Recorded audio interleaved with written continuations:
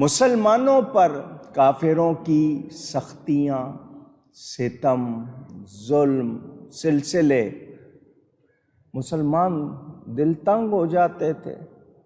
اللہ تعالیٰ نے فرما دیا گھبراؤ نہیں، یہ تمہارے ایمان کا امتحان ہے۔ مسلمانوں کو اللہ تعالی آزماتا ہے ان کی قوت ایمانی کے مطابق۔ یہ قانون الہی ہے۔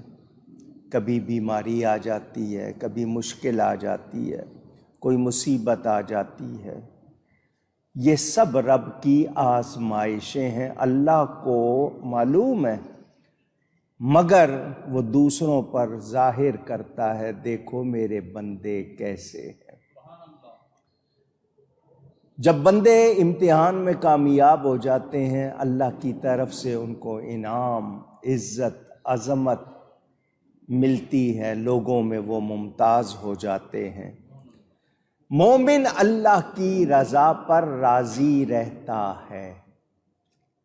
یہ جملہ دھیان سے سن لیں، مومن ایمان والا، جس کے دل میں ایمان ہے، صرف زبان پر نہیں، دل میں بھی ایمان ہے، کیونکہ اولئک کتب فی قلوبہم الایمان، مومنوں کے دل میں ایمان نقش کر دیا گیا ہے۔ تو جن کے دلوں میں نقش ہو چکا ہے وہ اللہ سے راضی رہتے ہیں، وہ اللہ سے کچھ ہو جائے وہ اللہ سے شکایت نہیں کرتے، معافی چاہتے رہتے ہیں۔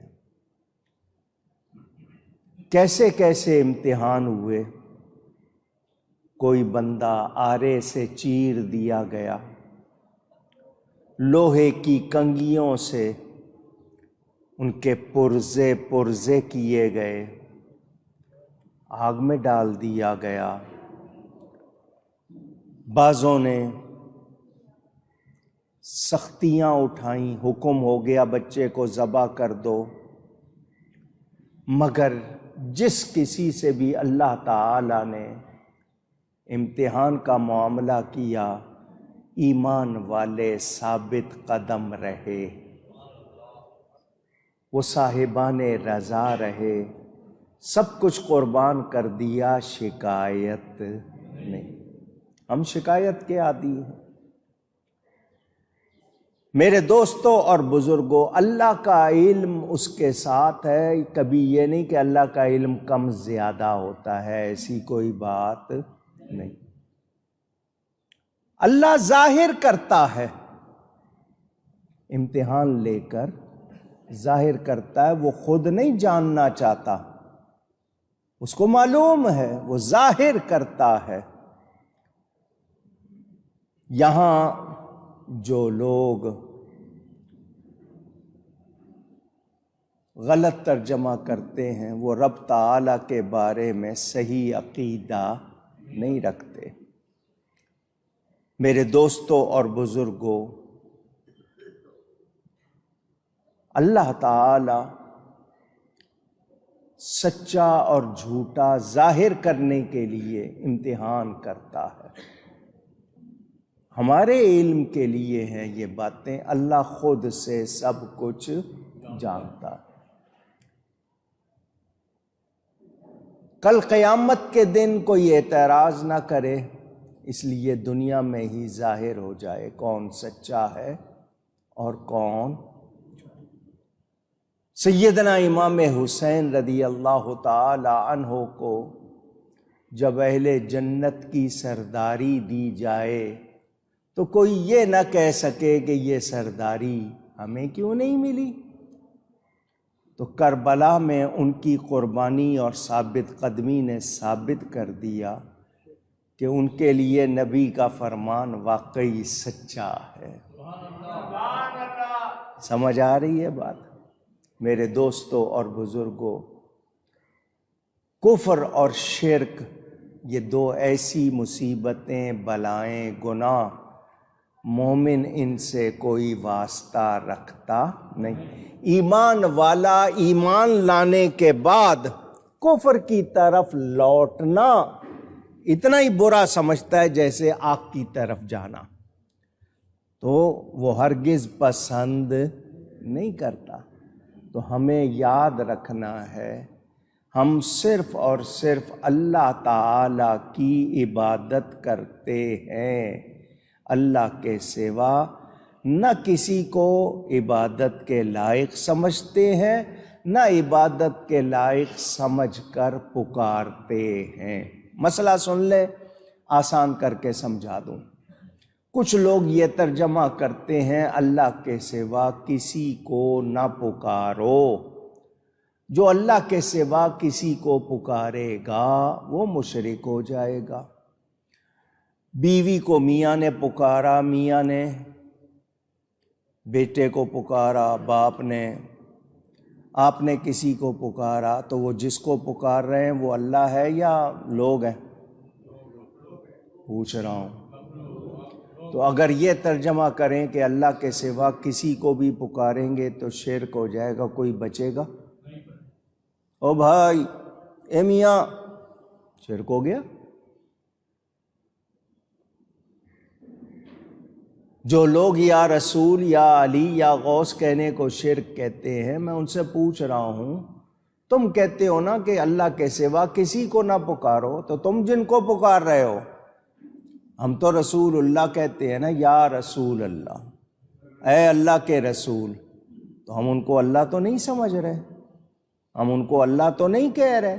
ہم یا علی کہہ رہے ہیں تو نام بندے کا ہے، ہم یا غوث کہہ رہے ہیں تو نام بندے کا ہے، اللہ کے ولی کا ہے، تو اس کو ہم خدا نہیں سمجھ رہے، خدا کا شریک نہیں سمجھ رہے، کوئی خدا کے مثل نہیں سمجھ رہے، اللہ کا پیارا سمجھ کے پکار رہے ہیں۔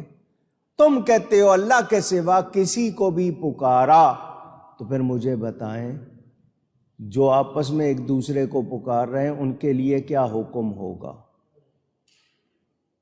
تو بات وہ کرو جو صحیح ہے، اور وہ بات یہی ہے کہ اللہ کے سوا کسی کو عبادت کے لائق سمجھ کر پکارا جا سکتا نہیں، اللہ کا شریک سمجھ کر پکارا جا سکتا نہیں، مستعان حقیقی یعنی حقیقی طور پر مددگار سمجھ کر پکارا جا سکتا نہیں، اللہ کا پیارا سمجھ کے، اللہ کی عطا کا مظہر سمجھ کے پکارا جا سکتا ہے، پکارتے آئے۔ 1400 سال کے پکارنے والوں کے لیے امام نبہانی نے پوری کتاب 3 جلدوں میں ہے، کس کس نے کب کب نبی پاک کو کس طرح پکارا، جتنے ان کو مل گئے سارے اس کتاب میں جمع کر دیے انہوں نے۔ تو ان ہستیوں کو کیا کہیں گے؟ کیا وہ غلط کرتے رہے؟ تو بات وہی ہے، اللہ کے سوا کسی کو عبادت کے لائق معبود الہ سمجھ کر نہ پوجا جا سکتا ہے، نہ پکارا جا سکتا ہے، اور عبادت تو کسی صورت کسی اور کی ہو سکتی نہیں۔ صرف پکارنا، پیار سے پکارنا، محبت سے پکارنا، یہ منع نہیں ہے۔ امام بخاری جنہوں نے بخاری شریف مرتب کی ہے، حدیث کی مشہور کتاب، ان کی دوسری کتاب ہے الادب المفرد، 1300 سے زیادہ حدیثیں اس میں انہوں نے جمع کی ہیں۔ مسلمان کی زندگی کیسی ہونی چاہیے، اس حوالے سے بڑی پیاری کتاب ہے۔ اس میں یہ حدیث موجود ہے، صحابہ بیٹھے ہوئے، ایک صحابی کا پاؤں سو گیا، غالباً ابن عمر رضی اللہ تعالی عنہ کا بیان، پاؤں سن ہو گیا، نم ہو گیا۔ تو دوسروں نے کیا کہا ان کو، جس کے لیے لکھا ہے کہ اپنی سب سے پیاری ہستی کو پکارو، جس سے بہت زیادہ پیار کرتے ہو اس کو پکارو۔ انہوں نے سوچا نہیں کہ میں بیوی کو پکاروں، بیٹے کو پکاروں، بیٹی کو پکاروں، بھائی کو پکاروں، ماں باپ، انہوں نے فوراً نبی پاک کو پکارا۔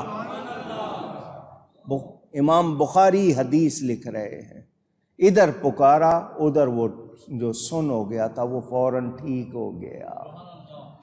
نبی پاک صلی اللہ علیہ وسلم کے پردہ فرمانے کے بعد دور بیٹھے ہوئے یا رسول اللہ یا محمدہ کہہ کے پکارا یا نہیں پکارا؟ جو جنگ ہوئی مسیلمہ کذاب کے ساتھ، جس نے نبوت کا جھوٹا دعویٰ کیا تھا، وہ بھی اپنے آپ کو مسلمان کہتے تھے، وہ کہتا تھا میں نبی کی نبوت میں شریک ہوں۔ حضرت ابوبکر نے لشکر بھیجا، ادھر مسیلمہ کا لشکر بھی نعرہ تکبیر لگا رہا ہے، ادھر صحابہ کا لشکر بھی نعرہ تکبیر لگا رہا ہے، دونوں طرف سے اللہ اکبر کی صدائیں آ رہی ہیں۔ البدایہ والنہایہ کتاب موجود ہے، اب تو اردو ترجمہ بھی ہو چکا۔ فرق کیسے پتہ چلے؟ وہ بھی اللہ اکبر کہہ رہے ہیں، یہ بھی اللہ اکبر۔ تو البدایہ میں موجود اس وقت صحابہ نے کیا نعرہ لگایا؟ یا رسول اللہ۔ فرق ہو گیا۔ تو یا رسول اللہ کا نعرہ صحابہ نے لگایا یا نہیں لگایا؟ اونچی نبی پاک کے پردہ فرمانے کے بعد حضور صلی اللہ علیہ وسلم کے بارے میں بیان موجود، صحابہ نے لگائے نعرے، پوری امت پکارتی رہی ہے۔ امام بوصیری جن کا قصیدہ بردہ مشہور نبی پاک کے تقریباً 500 سال کے بعد مصر کے ملک کے شہر اسکندریہ میں اپنے بستر پر لیٹے ہیں، فالج ہو گیا ہے، چل پھر نہیں سکتے، وہ وہاں سے پکار رہے ہیں یا اکرم الخلق مالی من الوذ بہ، اے اللہ کی مخلوق میں سب سے زیادہ عزت والے، مشکل پریشانی میں میرا آپ کے سوا کوئی نہیں ہے۔ یا کہہ کے پکار رہے ہیں یا نہیں پکار رہے؟ اونچی ان کا فتویٰ دیکھیں تو کوئی بچے گا؟ دیوبند کے پیر صاحب کہلانے والے حاجی امداد اللہ مہاجر مکی، وہ 14ویں صدی میں پکار رہے ہیں، یا محمد مصطفیٰ فریاد ہے، اے رسول کبریا فریاد ہے۔ خود تھانوی صاحب پکار رہے ہیں، یا شفیع العباد خذ بیدی انت فی الاضطرار معتمدی، اے بندوں کی شفاعت کرنے والے میری دستگیری کیجیے۔ کوئی بچا فتوے سے؟ پوچھ رہا ہوں۔ تو جو لوگ یہ کہتے ہیں نہیں یا کہہ کے کسی کو نہیں پکارنا، تو قبرستان جا کے کیا کہتے ہیں؟ السلام علیکم یا اہل القبور یا اہل الدیار من المومنین۔ تو ان کے نزدیک یا کہہ کے کسی اور کو پکارنا ہی نہیں ہے، تو پھر بات کیا ہوئی؟